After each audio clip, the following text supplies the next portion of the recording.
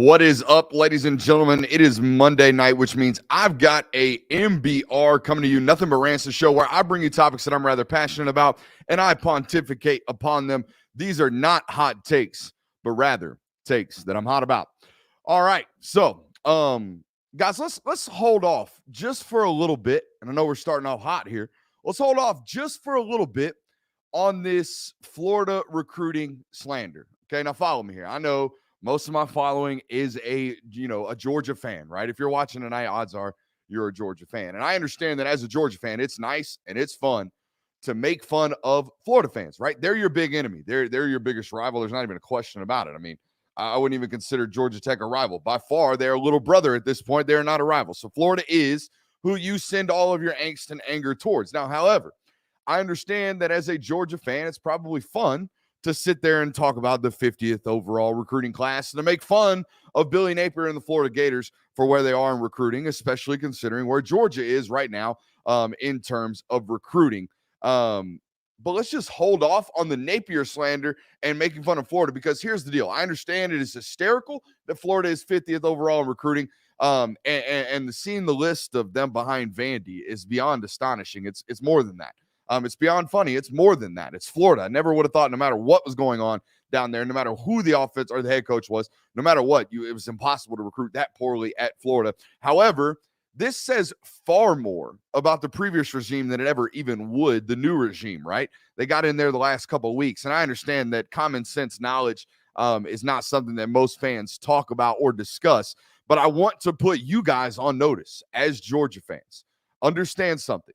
That the Shamar James stuff, the you sneaking in there and almost pulling it off, that stuff was real.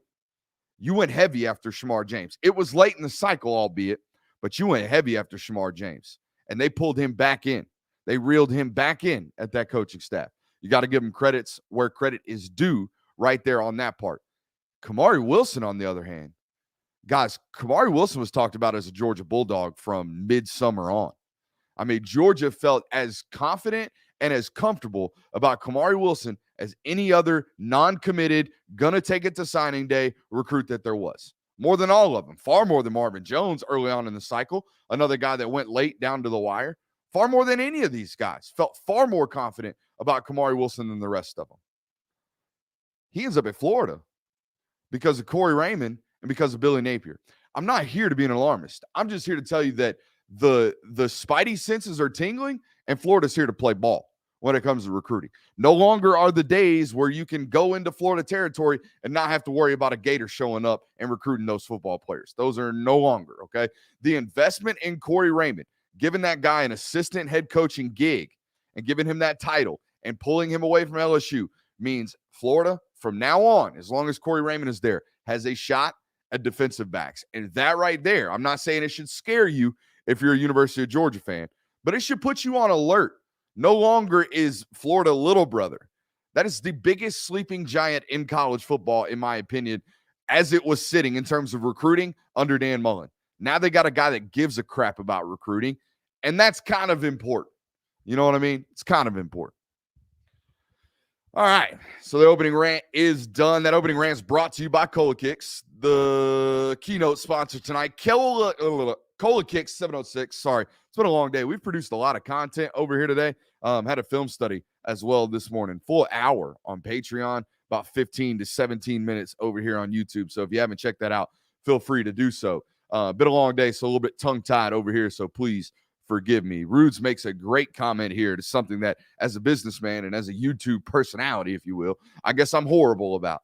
I do not do a good enough job of incentivizing you guys to hit that thumbs up button. So please do so if you don't mind right now. If you're watching us over on Facebook or wherever you're watching us on Twitter as well, however you can engage with the show, please feel free to do so. That's how you show the support to the program. Appreciate you guys for being here. As usual, we've got a loaded NBR show for you guys tonight. We're going to talk a little bit about, to me, how I don't think Kirby Smart, and I know everyone wants to say it, but I don't think Kirby Smart has a quote-unquote quarterback development issue. I don't think he does, because I'm going to be honest with you, I think everybody in college football has a quarterback development issue, and I will explain that as the night goes on. We'll probably open with that on tonight's show. I don't think he's got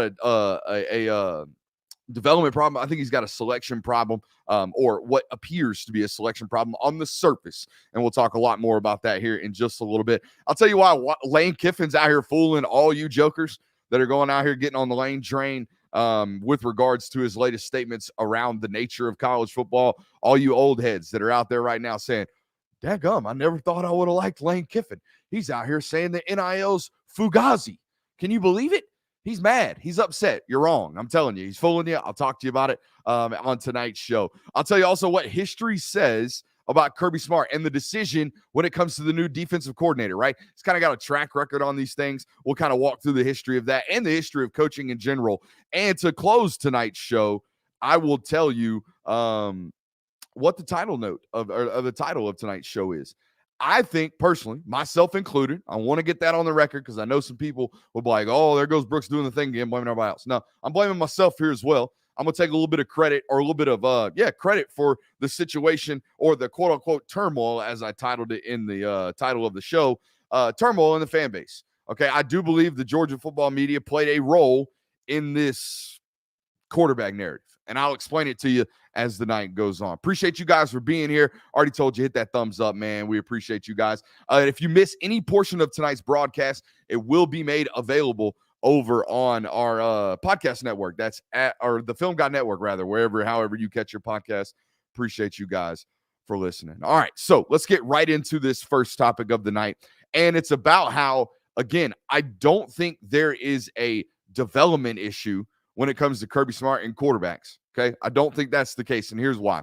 Guys, there's no development of a backup quarterback in college football. Zero, okay? Unless you got some absolute baller like the dude from Utah State that just walked in and threw a 78-yard bomb to start the football game in his first snap, okay? Most backups are ill-prepared. You know why? Because it's not reasonable to expect me to be able to give equal amount of reps, equal amount of development, equal amount of game planning for every athlete. At the quarterback position, it's impossible. Ideally, in a tight football game, you're only going to play one of them anyways. So what are you going to do? You're only really going to prepare one of them anyways. You're going to give 80% of your snaps to your starter, maybe even 85, depending on how young or old the guy is, right? Might give him 85% of the snaps, and you're going to give 10 to 15% of your snaps to your backup. That's how college football works. That's how the rep share works. That's how the rep spread works. So there is no development. I'm here to tell you, if you're not on the field, you're not getting developed. It's why these kids claim up and down, up and down, up and down as they hit the transfer portal that they want to get on the field. Well, no, duh. It's the only way to get developed. So there is no development problem, or at least no problem that stands out more at Georgia than anywhere else in college football. Because again, I'm here to tell you, ain't nobody getting developed. Zero. Because if I go down and play scout team quarterback, guess what? Nobody's hitting me. I get to run around. I know the play. I know what the defense is doing. It's shown to me on a picture card, and I tear it up. I've done segments on this over and over again. There is no development as a backup quarterback. That's the nature of the sport. That's the NFL. That's college football. That's your local high school program. Okay? That's why JV's important for sophomore backup quarterbacks that ain't playing varsity. Okay? It's the only way you're going to get on the field. So it's not a development issue. So what is it?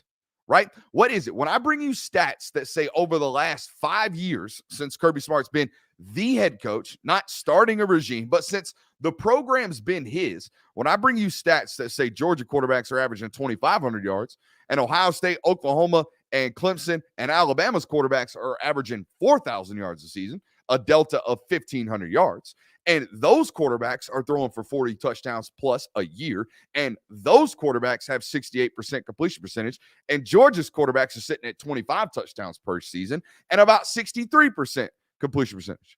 So what's happening? If it's not a development issue, and it's damn sure not a selection issue from the high school level, right? They're all recruiting on the same level. Either they're selecting the wrong ones out of high school to come play for their program, or they're selecting the wrong ones once they get there. And follow me on this one.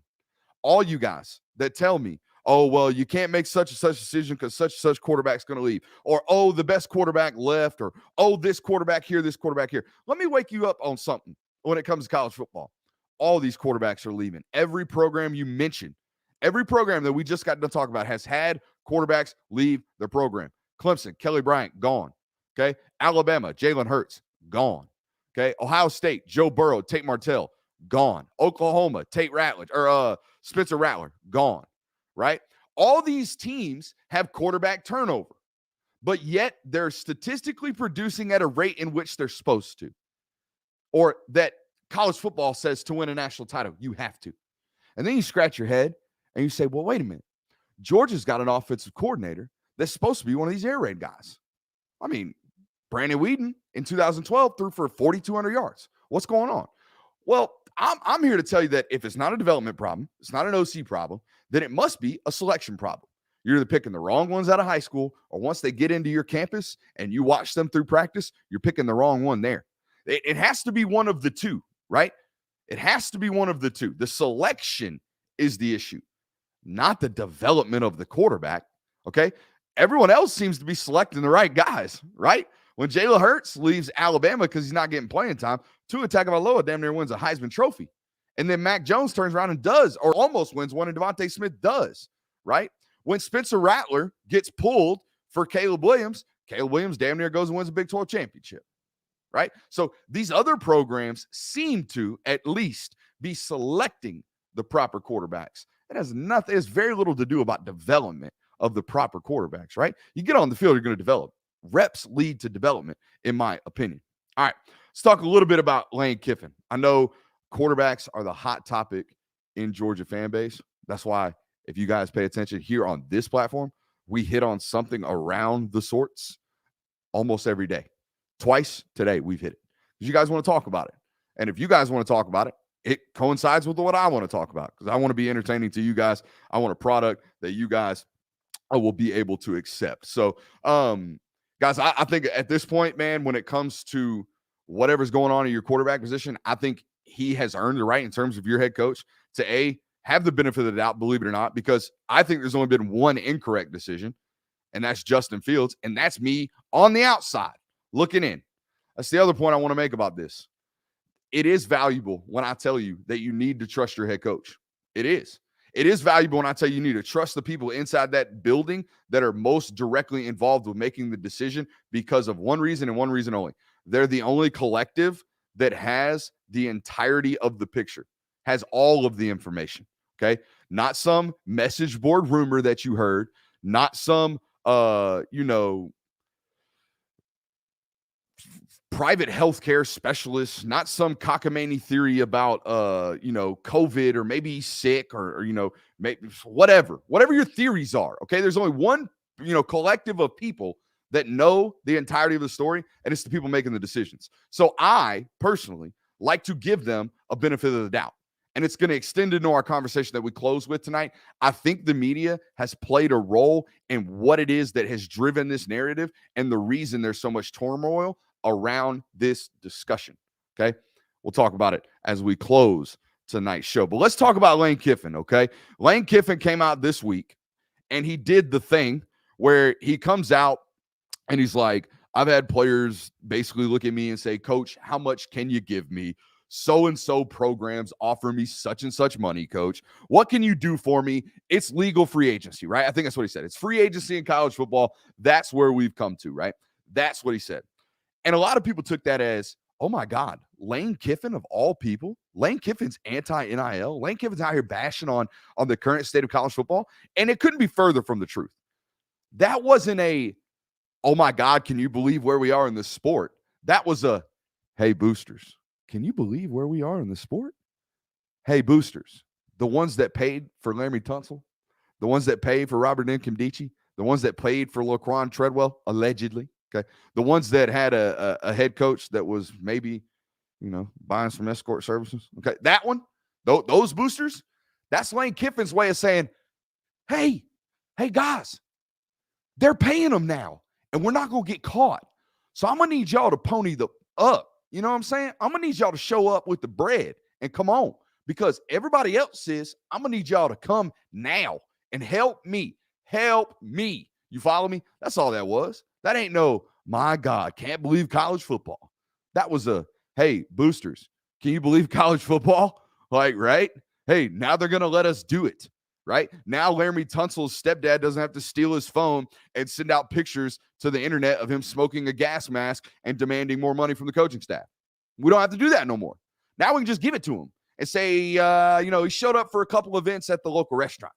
That's all we got to do now. It's legal. So come on. Help me. Help me. That's all that was. It got nothing to do with preserving the nature and the purity of college football. Nah, Lane Kiffin, just like the rest of us. Lane Kiffin is just like the rest of us. He is ready to capitalize monetarily on anything he can. And if that means the kids getting bread, for him to get bread, by God, everybody getting bread because we're going to eat. Lane Kiffin ain't going nowhere without eating. I'm telling you that right now. And Lane Kiffin also ain't going nowhere where chicanery is happening and not being involved. Okay. That ain't how he rolls. His name is Lane Kiffin.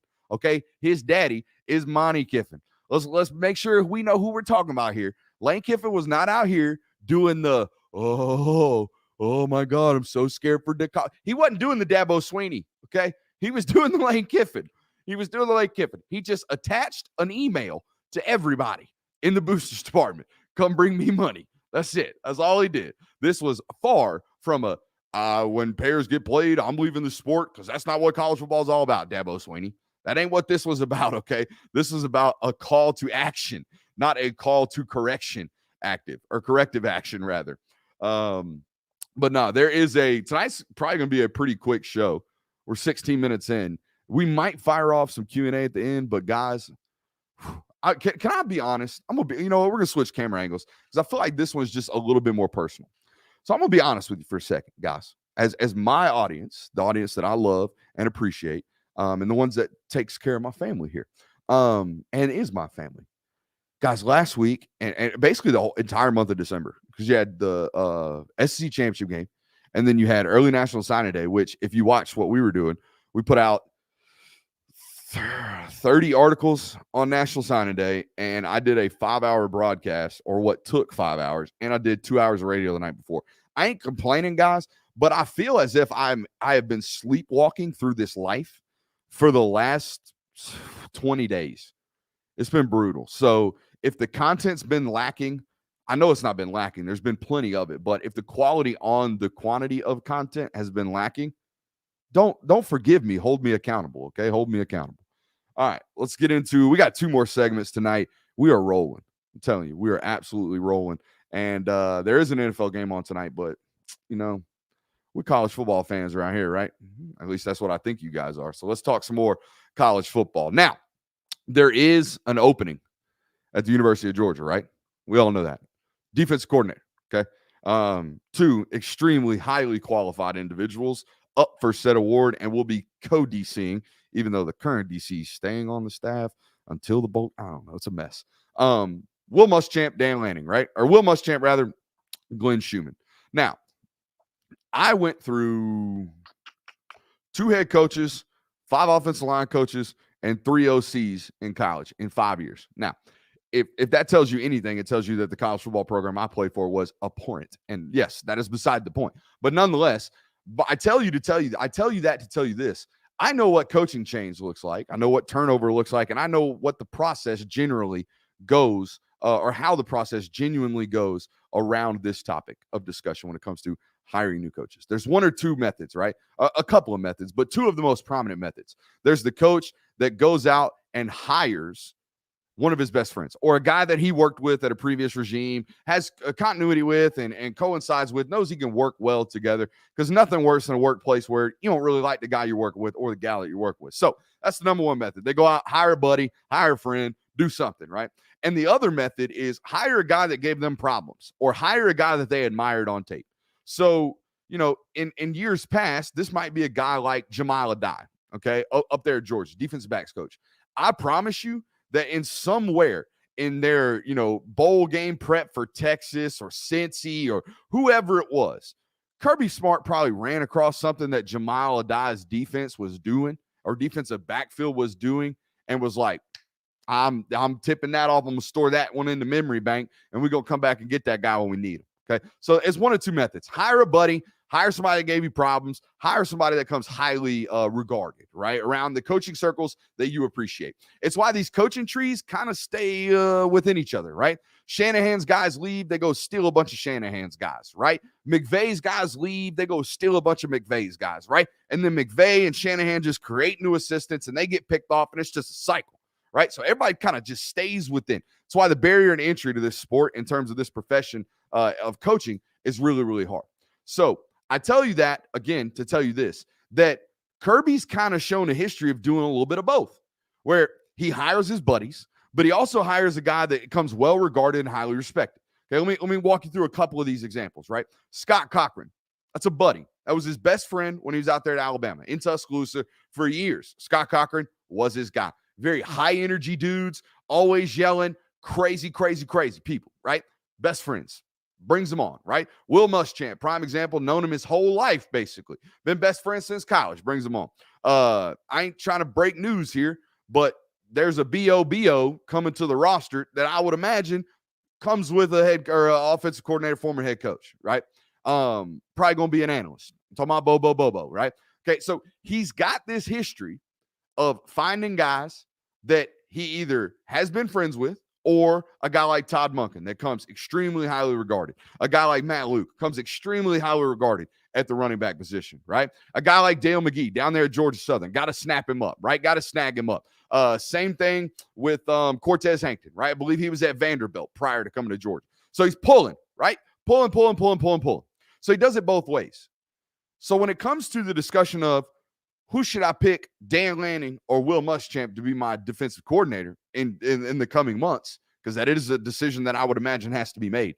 Can't just co-DC him. Maybe they're willing to do that. I would start with maybe proposing that. But in a couple months, you got to make this decision. And I don't know what he's going to do.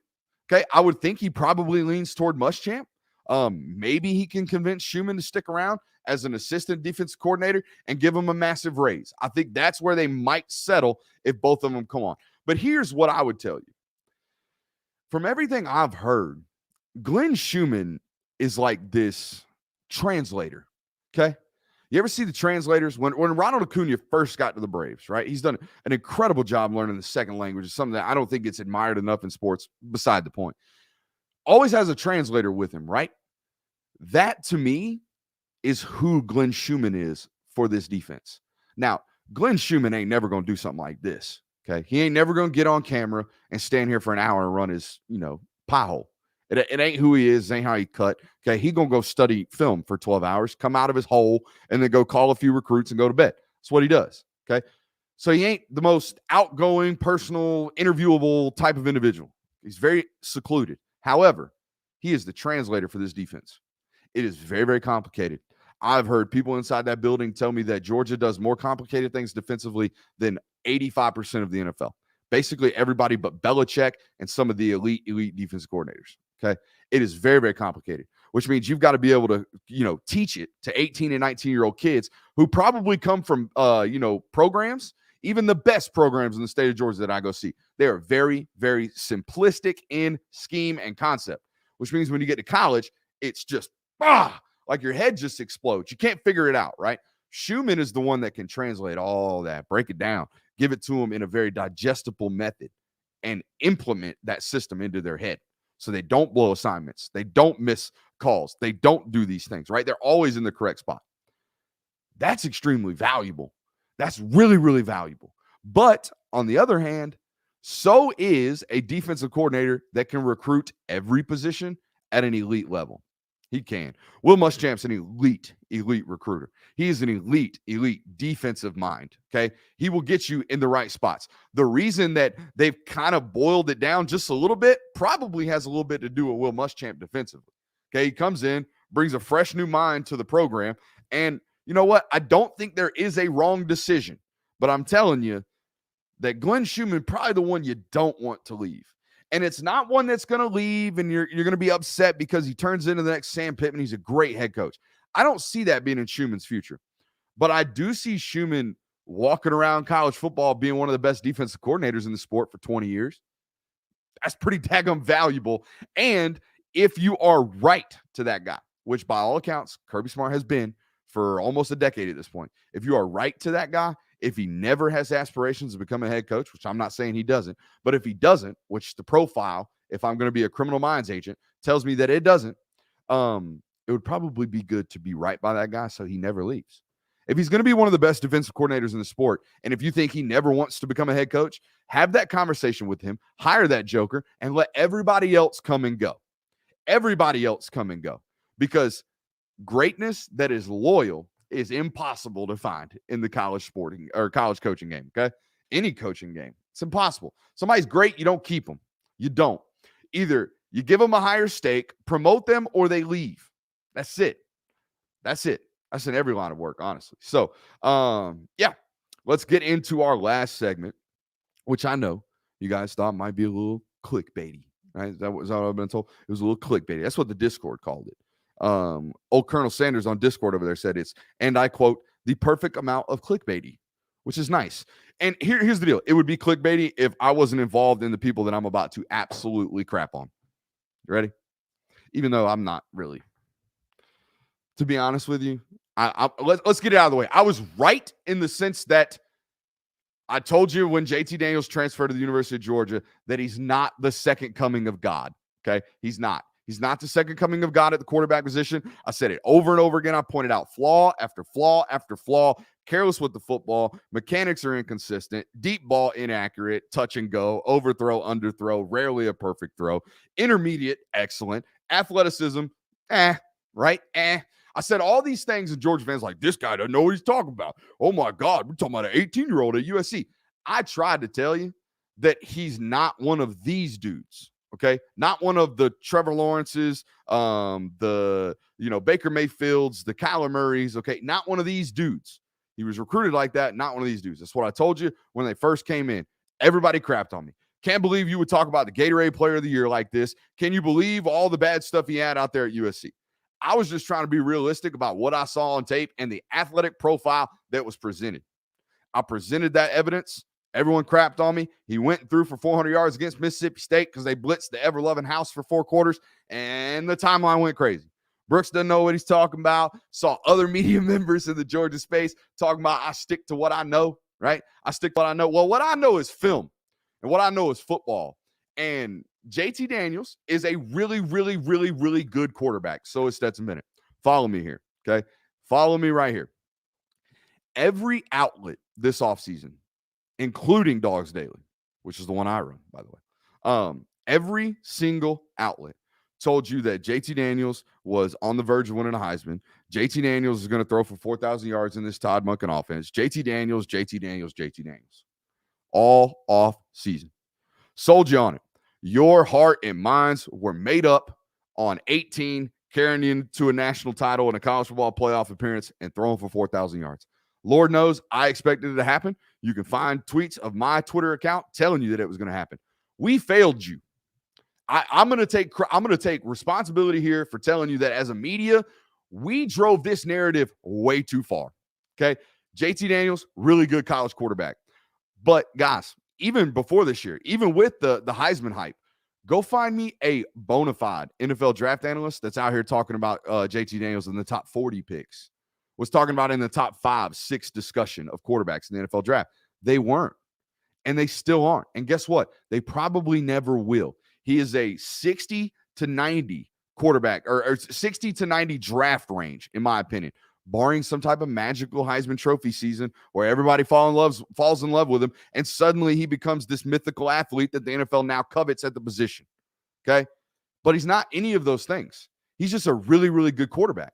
Just a really, really good quarterback, which I showed you, I think, this morning on film. So is Stetson Bennett. Some of those things, guys, that y'all think are Charlie checkdown, some of those things that y'all think are just, oh, what's mediocre quarterback play? Can't beat Bama with average quarterback play. We need great quarterback play. We need 500 yards. We need all that. That's great. It's great. I remember watching a JT Daniels last year that didn't hit layups. I do. I can show you. I got clips of him versus Cincy taking too many shots downfield, not hitting the correct reads coming across the field. Darnell Washington running down the middle of the field, wide open on truck sweep play action, missed. Hit the check down into the flat to Kendall Milton for 18 yards in the Peach Bowl. I can show you these things. And then I could turn right around and I could show you your quote-unquote game manager quarterback executing those things and hitting the reads, right? Getting to the where the coordinator wants him to be. Those types of things are valuable. And all I'm telling you is that if the media, myself included, would have came out here and said, yeah, JT Daniels, really good quarterback, ain't one of these dudes that y'all think he is in terms of we need a Joe Burrow-like performance to beat Alabama. I'm here to tell you, nobody on your roster right now, currently as it sits, is Joe Burrow. Nobody on your roster right now is Bryce Young. I had a YouTube commenter today tell me that Georgia needs a first-round caliber quarterback to beat Alabama, and Stetson Bennett isn't it. Who is? Who on your roster right now is going to be a first-round draft pick at the quarterback position? We don't know. It's all projections. Okay, I can tell you right now, it ain't JT Daniels. It ain't physically, not it right now, not it. Okay, who knows?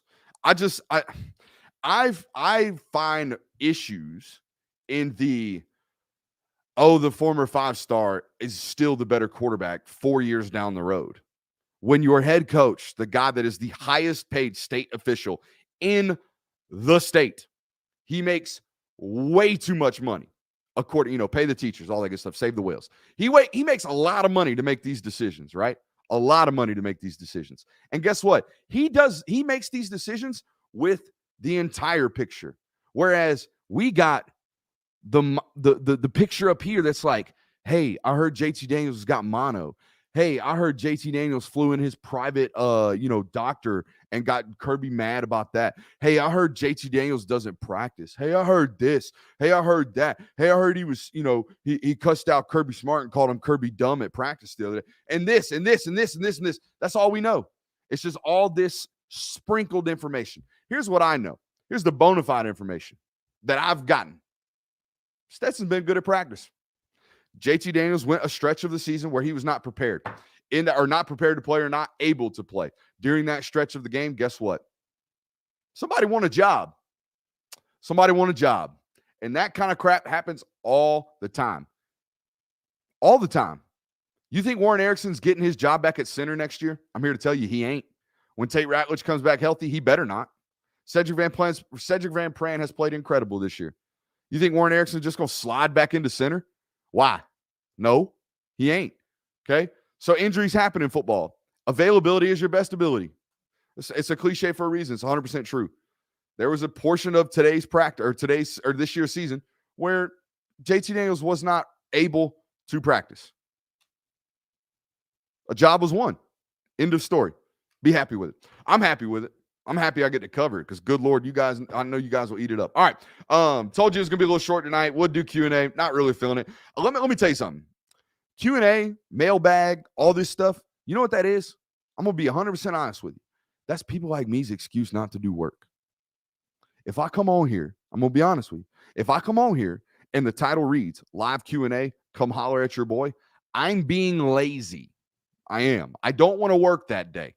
If I go on Twitter and say, hey, mailbag questions, send them to me. I need a content. That's what I need. I need content. And you guys are giving it to me. And I'm too lazy to create it on my own. So if you see that, just know it's cop-out. I'm putting you on game right quick.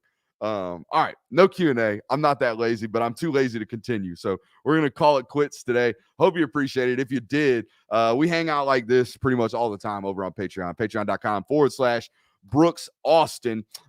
Hit that thumbs up button before you head out. See a lot of people here today. We appreciate you for being here. For Brooks Austin, for Film Guy, for the Patreon Network, for si.com/college/Georgia, dogsdaily.com. I'll see you next time.